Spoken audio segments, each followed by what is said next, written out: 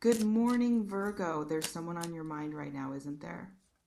And no matter how much you try to move on, to focus elsewhere, to convince yourself it doesn't matter, they keep showing up in your thoughts, in your dreams, in random moments throughout your day. Mm. So, what I'm picking up in this reading, it's intense. There's an energy around you and this person that feels unfinished. Like there's still a chapter waiting to be written. Let's see what this energy brings. I'm sensing this pull, almost magnetic. Like no matter how much distance you try to create, physical, emotional, mental, something keeps drawing you back into their orbit. And maybe that's been confusing you. Maybe you've been asking yourself why you can't just let this go. Why this person, of all people, has this hold on you. Here's what I feel. It might not be just you feeling this. Hold on. Let's sit with this for a moment. I'm picking up on someone who's been doing a lot of thinking lately, a lot of reflecting, and you've been part of those thoughts, maybe more than you realize. There's this energy of planning, contemplation, like they're working something out in their mind before they make a move. And I don't know what that move is, but I sense it's something they want to get right. Here, I feel a slightly different energy for some of you. This might be someone from your past, someone who walked away, or someone you walked away from, and there's been silence between you weeks, months, maybe even longer. But that silence doesn't mean absence, doesn't mean forgetting. Sometimes silence is just preparation. What I'm sensing is that this person might be carrying something, regret maybe, or realization. Like they've been living their life, doing their thing, and something shifted. Something made them look back, made them question whether letting you go was the right choice. And now they're sitting with that question. I want to be clear about something though. I'm not saying they're definitely coming back. I'm not promising you some grand reunion.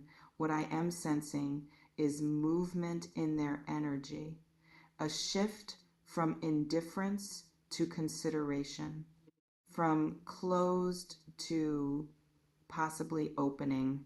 What happens next? That depends on a lot of things, things I can't see from here. But the energy is there. And energy like this, it rarely stays dormant. Let me ask you something. Have you been noticing signs? Their name popping up in strange places, songs that remind you of them playing at random moments, dreams that feel too vivid to ignore, mutual connections suddenly mentioning them. Those might not be coincidences. They might be reflections of what's happening energetically between you. I'm also picking up on this theme of surprise. Like, whatever this person might be planning or considering, it's not something you'd expect. Not based on how things ended, not based on the last conversation you had. It might even contradict everything you thought you knew about where they stood. And that's why I feel like if something does happen, it could catch you completely off guard. Let's see what else is here. I'm sensing vulnerability. This person, whoever they are, they've been wearing a mask, projecting strength, indifference, maybe even happiness. But underneath, there's something else, something softer, something that misses what you had or misses what could have been. And vulnerability is scary, especially if there's someone who doesn't usually operate from that space. So if they are planning something, they might be working up the courage, testing the waters, trying to figure out if it's safe to be honest. Do you think they know how you really feel? Or have you been wearing your own mask? Here's what I'm also picking up. Some of you might feel resistance right now. Like you've been healing, You've been moving forward. You've been building a life that doesn't revolve around this person. And the thought of them coming back, of disrupting that peace, it might not feel like a gift. It might feel like a complication. And that's valid. You're allowed to feel protective of your peace. You're allowed to be unsure if you even want this door to reopen. But I think the universe might be asking you to stay curious, to not close off completely, to leave just enough space for possibility without abandoning yourself in the process. I'm also sensing that this person might be learning something right now about themselves, about relationships, about what they actually want versus what they thought they wanted. And that learning process, it might be changing them, maturing them, making them capable of showing up differently than they did before. Or it might not. People can have realizations without actually changing. So if they do reach out, if something does happen, you'll need to trust your discernment, not the hope that wants to believe they've changed, not the fear that assumes they haven't, but that quiet inner knowing that can sense the difference between words and truth. What would you need to see from them to believe they're different? Have you even let yourself think about that? I'm picking up on timing too. And timing is interesting because it's not always aligned with what we want. This person's timing might not match yours. They might be ready to reach out right when you're finally letting go. Or you might be open right when they're still processing. The universe has its own rhythm. And sometimes the challenge is trusting that if something is meant to align, it will, without force, without desperation. Here I feel something about communication. A message, a call, something indirect at first maybe, a like on social media, a comment, a question asked through someone else. They might be testing to see if the door is still open before they fully walk through it. And how you respond to those small gestures, that might determine what happens next. Let's talk about what you want for a second. Because I feel like you might be so focused on what they're thinking, what they're planning, whether they miss you, that you haven't checked in with yourself. Do you actually want this person back in your life? In what capacity?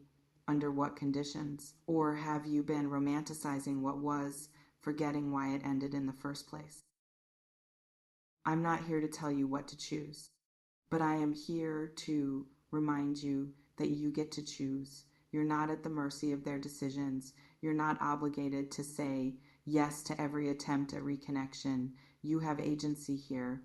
And sometimes the most powerful thing you can do is honor what you truly need, even if that means disappointing someone else. I'm also sensing that some of you might need to release an expectation, the expectation of how this should unfold, what they should say, how they should apologize, what the perfect reconciliation would look like. Real life rarely follows our scripts.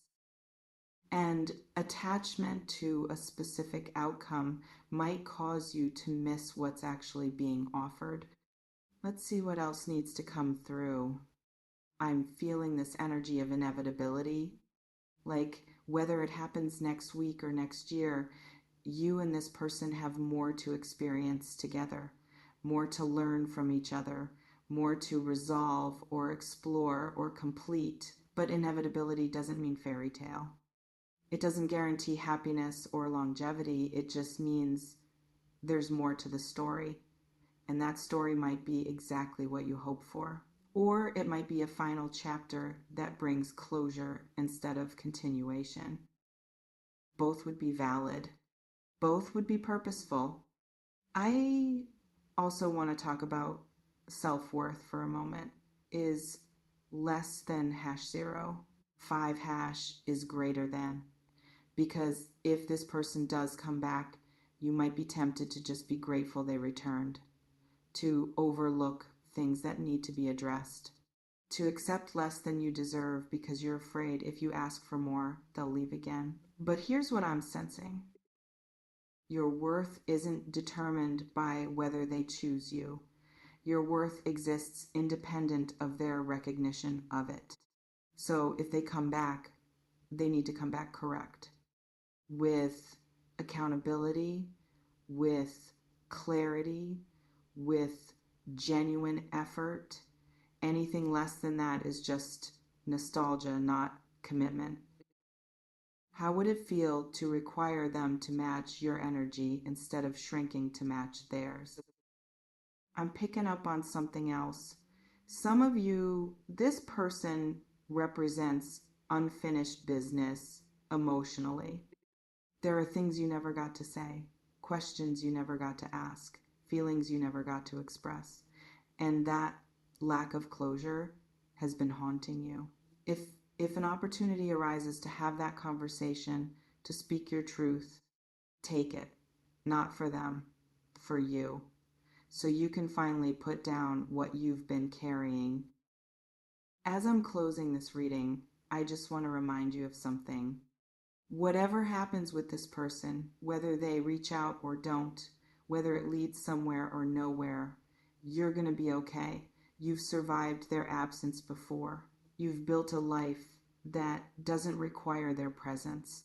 So if they come back, it should be to add to your life, not to complete it. Stay open, but stay grounded. Stay curious, but stay discerning. Stay hopeful, but stay protective of your peace.